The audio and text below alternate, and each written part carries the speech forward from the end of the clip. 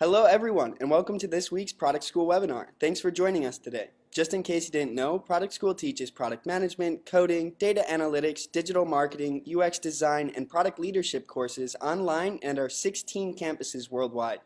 On top of that, every week we offer some amazing local product management events and host online webinars, live streams, and Ask Me Anything sessions. Head over to productschool.com after this webinar to check them out.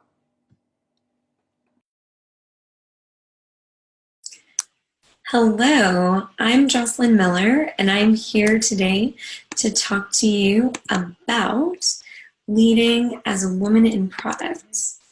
And let's just get that screen shared.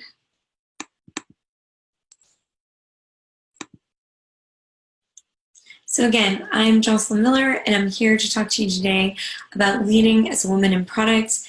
And really what we're going to focus on today is how to handle diversity and inclusion for you, your teams, and your customers. So by the end of this talk, you will understand really the difference between diversity and inclusion. So many of us hear those words, they don't really necessarily have deep meaning to us. And we want to specifically understand how to foster an environment of inclusion so that we get better outcomes for your customers, your employees, ultimately your long-term business. We also want you to identify your values and help you be consistent with those values so that you can act from a place of integrity and garner respect as a leader. We also want you to know how to align with sponsors. P.S. Understand what's the difference between a sponsor and a mentor, if you don't today, and create a truly collaborative environment for you and your team. In case you haven't heard me speak before, my background is over 10 or really closer to 15 years now of experience working at companies like Amazon, Google, and Zazzle, and having trained dozens of Fortune 500 companies over time, down to like Series B startups. And I act as a personal accelerator for individuals and teams where I've trained and mentored and coached thousands of people over years here. And I studied cognitive science and computer science, which I always talk about as people and machines. So everything we talk about here and in other talks that I do, really fundamentally, we are living in a technology age, but all of the technology was meant to help people live better lives. And so everything that I look at is from that lens. So to start us off, what are some of the things that you can do, some guidance for you individually, if you want to either become a woman leader in product, or maybe you already are, or you want to help foster women in product, because I know some guys will be listening to this as well, and we really want to reach both those audiences. So to start off, I really want to encourage you to own, find, really embrace your inner leader. I work with so many women where they want to be leaders in products, they have that aspiration, they might even be in the middle of a job search, be actively talking to people about positions. And in particular, as an example, I'm working with one woman who is in the middle of a job search. She's about to become the first product manager in this company that's positioned to grow very quickly. And she was asked to meet with one of the board members. And when she first talked to me about it, she said she expressed some concern about meeting with the board member and was stressed and slightly annoyed that she had to meet with this person. Now, because we've been coaching together for a bit, I knew that her long-term goals are to become a high-impact product leader and ultimately to run her own company. So I talked to her about the fact that her meeting with this board member is a huge opportunity. This board member could be someone who's an advocate for her, could be someone who gives her a lot of insight into the network of VCs, the network of different startups, could help her specifically with this company or other companies, and could even potentially be someone who invests in her startup in the long term. Now, for her, she was initially starting off this process and in this place of not really owning being a leader. She was really in this place of, oh, how many hoops do I have to jump through? If once she heard this other perspective, she became really excited. But then the other thing that I want to mention, which often happens, is she also became a little anxious and a little nervous because she said, oh my gosh, I never saw it this way. She was very excited about the realm of possibility that then existed, given that she was going to meet with this board member. But then she was nervous about, how well she would do and, how this would work. So one of the things I want to point out to you is whenever you are pushing your comfort zone, you will feel often anxious, excited. There is usually a feeling of, can I really do this? Is this okay? And also this feeling of, oh, maybe something really big is happening. That's normal when you're pushing your comfort zone.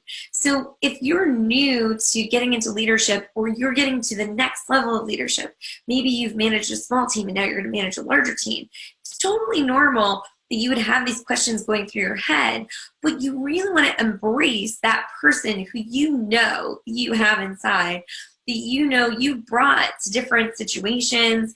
It's what's brought you probably the best experiences of your career and perhaps your life.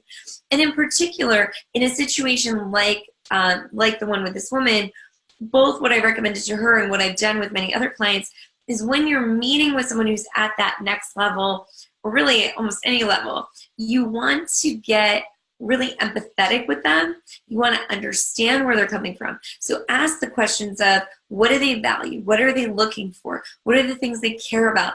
And how do I factor into that? How can I bring them more value than they have today?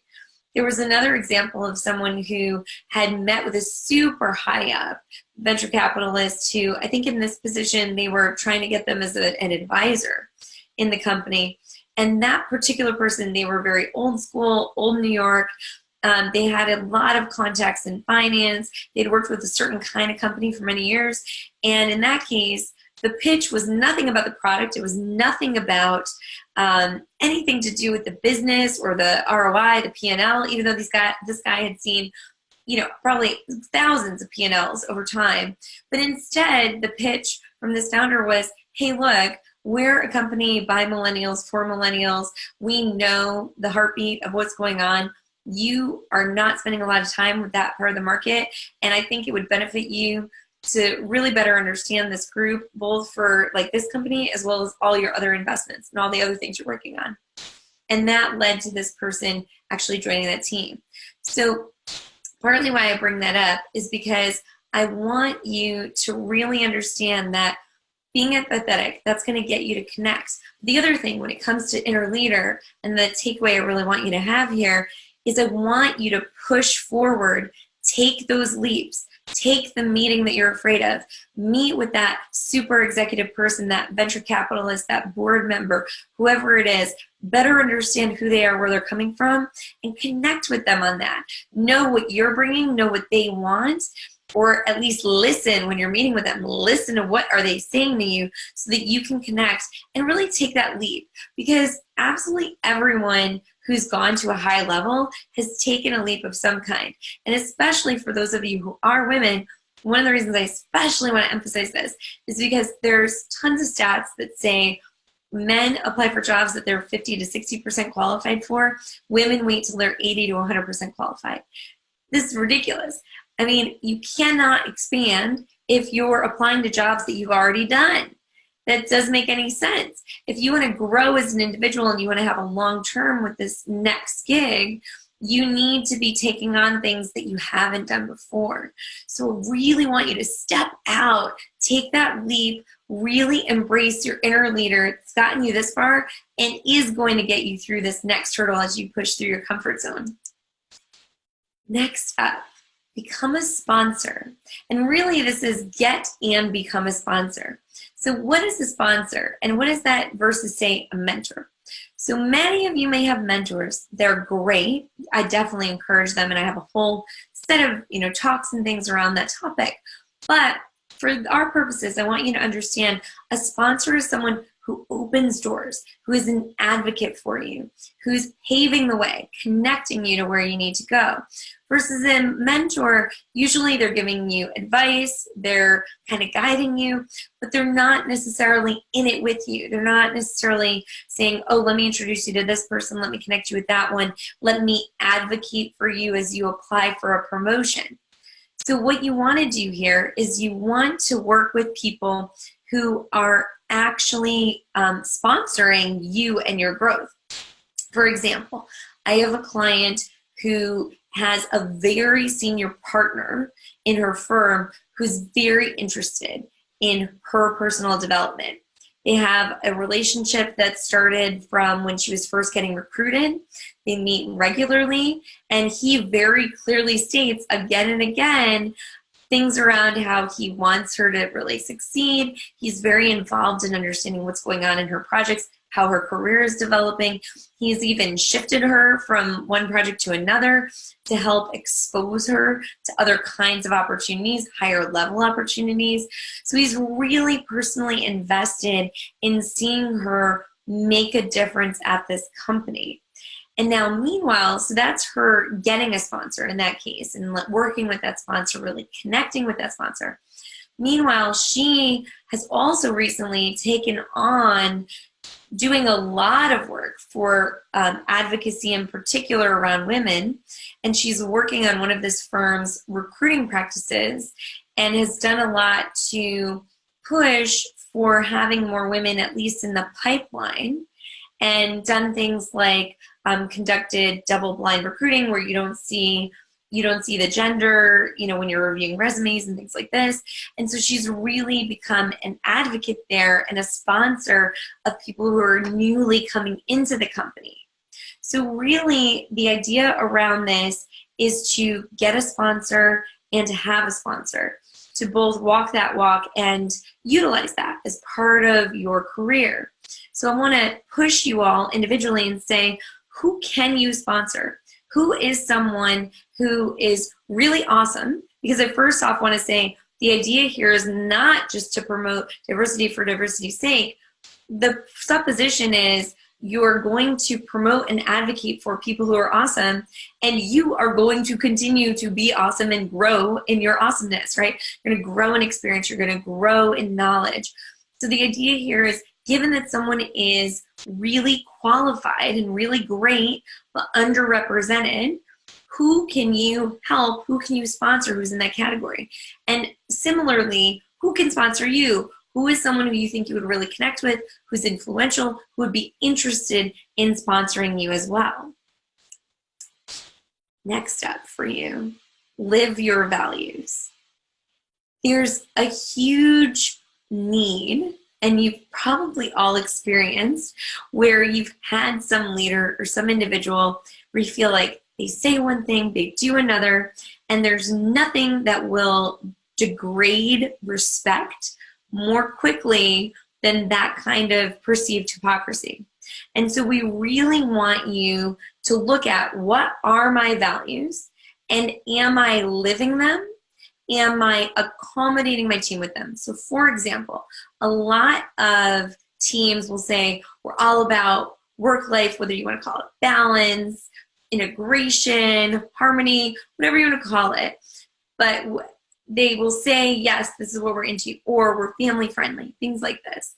But if you all are staying at work until midnight and you don't have a flexible schedule and you're not able to work from home, that's not supportive of work-life balance, integration, harmony, not supportive of family.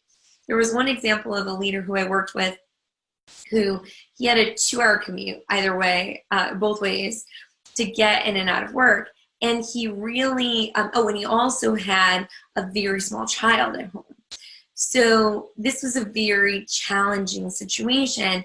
And for him, if the company wasn't going to allow him to work from home 1 to 2 days a week, that just wasn't going to work. Because again, when you have a little one at home, and again, this is a guy, a lot of times we think of this cultural bias that family is all about women. Now look, it's heavily about women. We have the babies, That's like a real thing. It's a very big challenge. However, it's really for both, like anyone who's got these kinds of needs, whether it's family, whether it's they love skydiving and they want to, take off early on weekends to go out and go skydiving or travel or whatever it is, or someone who, I have so many colleagues, friends, clients who are, have family that's halfway across the world. And so if you're coming from the US and going to India once a year, you want to go for maybe 4 weeks, maybe 6 weeks, who knows? So again, if you want to espouse these values of whatever it is, it doesn't even matter. Like if it's family, great. If it's, for example, we don't want anyone working too late, like not off hours. We want things to be done at the office. Okay, fine. But then you as a leader, you need to model that. So don't send emails at 3 a.m. when you've told everybody that you don't want people sending email, you don't want them emailing, you don't want them working super late. Or if you're saying, you can leave whenever you want, you can have flexibility for doctor's appointments, do it yourself. But also accommodate it for your people. So make sure that whatever you're espousing as your values, you're modeling it yourself. I mean, I've had leaders who say, oh, yes, we don't want you working crazy hours. And then they're sending emails over the weekends or sending emails super late at night and stressing out the team. So understand, what are your values? Do they align with what the team needs? Are you taking an action, both modeling for yourself and accommodating the team for what they need in those values? Next up, for your teams. So we covered what you need individually, but what about as you support your teams? Diversity, I really want to emphasize, diversity comes from inclusion. So we talked about those aren't the same thing. Great. What do they mean? What does inclusion really mean? So I want to specify here that inclusion is really about a working environment and a culture. So it's really about having a team where everyone feels like they can contribute equally and thrive regardless of their race, their gender, their, whatever other personal characteristics, the fact that they wear purple every day. I would totally do that. But whatever it is, that they can really thrive in this environment. And really inclusive teams, they embrace differences. So it's not just that we accommodate or allow for differences, or that we just want to reach a certain number in terms of diversity. It's that we actually embrace, you have a different point of view. That's really great. I want to really understand that, because that's not, my background, my socioeconomic background, my stylistic background, whatever it is. And for an example, I want to tell you, I'm in so many women in product lists and all these different lists where people post, and they're so amazing, and they post all these raw, real examples of what's going on for them. And one of the recent, I posted in there to get some feedback on what are some of the challenges that women face. And I heard so many stories about women not being heard and or feeling like their ideas are stolen. So literally they give so many examples of, I say the words, I say the idea, and then 2 minutes later, a guy says it, and I'm ignored, and that person's listened to and praised. Now, I do want to state very explicitly, it's very possible that this stuff is happening not intentionally. So there's a lot of just cultural biases that we have, a lot of things that go on that can lead to these behaviors in a way that's not intentional, that's not meant. So the idea here is not to villainize anyone. However, it is to notice what is going on when people aren't being heard. I mean, literally, one example was from this woman who, she said, I'm a really small woman, and I work with these huge guys who are the size of football players, and I feel like I have to jump on a chair to be heard, and because they're always loud and talking over her, and and if she tries to be assertive, she gets feedback of you're being too pushy or you're interrupting too much. So it's really difficult for her to be heard. So again, there's so many examples like this, so many. So the tip here that I want to give you is, I really want to encourage you to query each other for opinions. For example, if you have a group of 10 people and one person is at least quiet right now, maybe they're always quiet. You want to say, hey, we haven't heard from so-and-so. Like, we haven't heard from, whether it's Jane or Jim, we haven't heard from them. Let's, what's your opinion? What are you thinking? Because when we talk about diversity too, I mean, it's diversity across more than just race, gender, and we'll get into that in a second. But I mean, could be that this person is introverted. We want to hear those opinions. So query for people who, especially the quiet folks who you haven't heard from, get their thoughts. You also want to give credit where credit is due. So if you notice, like in that previous example of where a woman feels like she's saying the idea, someone else is repeating it, and then they're getting the praise, call that out. Say, oh, isn't that just what she said? Like, oh yeah, that's true. It's still good now. We should do that. So if you're someone who's observing, like, don't be an innocent bystander. There's no innocent bystanders here. I really want to encourage you, man or woman, whoever you are, whether you're seeing this happen to a man or woman, and again, gender is only one of so many aspects of diversity. So I really want to encourage you, give credit where credit is due. Whether you're observing it or you're managing someone, make sure that they're getting the acknowledgement they deserve. And then the final thing here is promote mission and vision and your goals over personal ego. So when you're working in a collaborative, cross-functional, diverse team, there's no room for ego. There's no room for, well, I'm right. No, I'm righter. No, let me prove I've got a better idea. That's not the point. The point is find the best ideas. Don't get too invested in who said it. In fact, one of the biggest things of leadership, P.S., with all of this, one of the biggest aspects of being an effective leader is not necessarily coming up with the best ideas. It's recognizing what are the best ideas and knowing which things to invest in, to staff teams on, to really go for. So I really want to encourage you, there's no room for personal ego, and you need to not only, again, similar to the last point, model all these things, model asking people for opinions, giving credit where credit is due, and leaving personal ego at the door, and also push on that, accommodate it with the team, support that with the team. Finally, diversity should go far beyond race and gender. So those are two specific things that have become really big topics in our culture and in our time, but they are two, small pieces in a way of a much larger puzzle. So as an example, when I was hiring my product team at Zazzle, I hired an extremely diverse team where we had introverts, we had extroverts, we had people who are very big picture focused, others who were very execution focused. We had people who were focused on design versus others were focused more on the engineering or the marketplace itself, or someone else was focused very much on mobile. People had different backgrounds. Some of them had more of an e-commerce background. Others came out of gaming.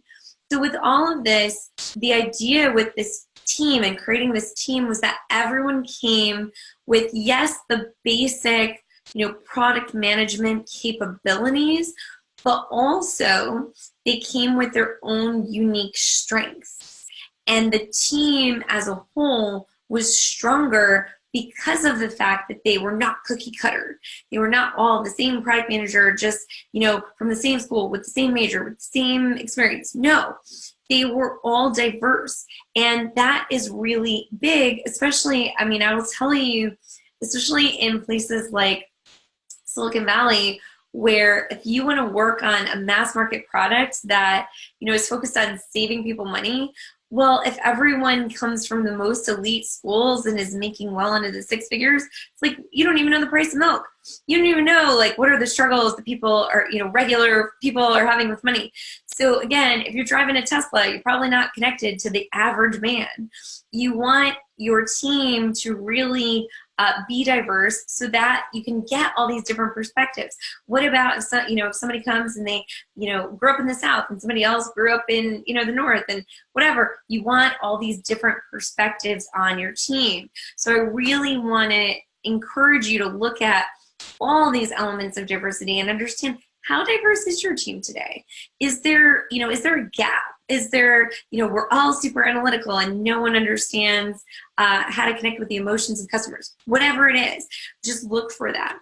And then speaking of customers, I really want to encourage you to gain customer understanding through team diversity. So just as we just started to talk about what gaps are on your team, one of the beauties of having diverse teams is that when it's truly diverse, when everybody's coming from different perspectives, you learn as much as you give.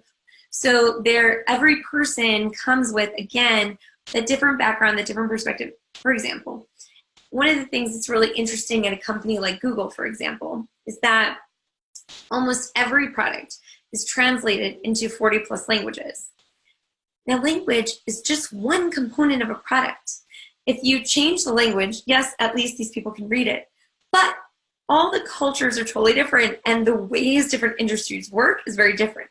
For example, when I was working on DoubleClick, which is their display ads product, which is now rebranded to Google Ad Manager, when I was working on that, there is an issue and a notion in the UK and Europe of a question around, were ad agency fees included in the quoted rates for ads, or were they additional? So it's kind of like when you're ordering food in the country, is tip included or is tip additional? Another example of that kind of difference is, that we're all familiar with is what side of the road do you drive on? So we know in the UK, it's the left side of the road. Here, it's the right side of the road. Now, that might seem like a subtle difference. It's, not the big deal. You just have to pick a convention. But when it comes to creating products, the cars that you design and build and ship and sell are totally different. Like, they need to be reversed. They need to accommodate this very different way of using it. So why I bring this up is knowing just language or race or gender, it's not enough. You want to understand the culture. You want to understand the norms, the different needs that different people might have based on them being from a totally different background. And there's countless examples here. I mean, even with Google Docs, I recently heard an example of teenagers using Google Docs and Google Drive. If you're not familiar, it's collaborative software for editing documents. Their kids, like teenagers, are using them to pass notes in class. And in companies, it's just being used as an efficient way of collaboratively updating content. So it's very funny because, again, the use case is very different in the school situation. Like maybe in that case, the school administrator wants to have some controls in that scenario versus in a corporate scenario. It's just a very different use case. You can only understand these things when you have a diverse team that can diversely understand the customer base. Because again, most products, they're serving many different users from many different backgrounds. And if you want to really connect and have that work very well, then you ideally want a cross-functional, diverse, maybe even global. If you're that big and if you're working up globally, you want a global team. So question for all of you and something to push you further, what customers do you have today? What do they care about? What do they value? What do they need? Maybe what do they need that you're not quite serving yet? And more to the point, more than the customers you have today, who are you not getting as customers? And why is that? What is the missing factor? Do you need to hire someone on the team to get a better understanding of this potential set of customers? Do you need to rejigger who's working on what in your team to explore this untapped opportunity? So really, you can leverage team diversity for better customer understanding so that you can build better products, have a more effective business, grow it even further. So for today, I promised that we would learn about how to become a leader who garners respect and acts with integrity, that we would understand how to create a positive, collaborative, and impactful team environment that is sustainable as well. Because when we do these inclusive environments, that is going to sustain you much longer. And how to better connect with your customers and your potential customers so that you can grow your business. Again, what you're going to need as a reminder, channel your inner leader. Really connect with who this person that you know can lead, has taken those risks before, and can do that again. Step out, channel that inner leader. Get and become a sponsor. So advocate for others, get an advocate for yourself, really navigate this process and help others navigate as a way to accelerate everyone's growth. Live your values. Look at what you're espousing, what your company's espousing, what your team is, and see, are we doing that? Am I modeling that personally?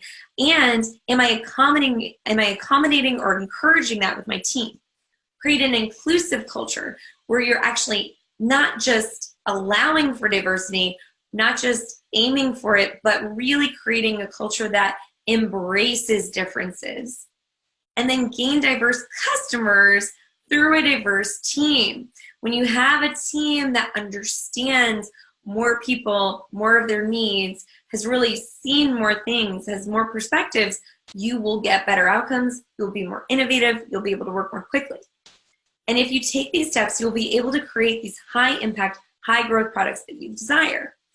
Now, if you'd like some help, you can just go and build your career, build your team alone. That's fine. Maybe you've already been doing that, but you might also want to take me up on a free breakthrough strategy session where we can unlock whatever might be holding you back, or maybe you just want to go faster. Maybe you say, look, I'm doing great. It's been awesome. I want to get to that next position faster, or I want to get my team to a better position faster. And again, you can sign up. It's totally fine. For me, why I'm doing this, I love helping people get to their next level. Even when I was in my corporate jobs, it was funny. It took me a while to see that I would always hire people, train them, and then I would just move on. I would either manage that team, I would switch teams, I just wanted to see people flourish. And so to me, my life's mission is to help you make discoveries, innovations, breakthroughs that keep the world growing, moving forward, really benefiting from everything that's great that you have to offer. And then also, you might need my help. And if so, and we end up finding it's a good fit, we can discuss how that works. If not, that's fine too. But regardless, if you want help, if you're in a place where you say, I'm having a great time, or I'm not, either way, and I want help navigating this path and becoming, whether it's a woman in product leader, a leader who wants to support women in product, feel free to go book a time at growth.jocelynmariemiller.com. And I encourage you to do that as soon as possible if it's what you need, so that we can help you get to your next level today. Thank you so much, and I look forward to talking more soon.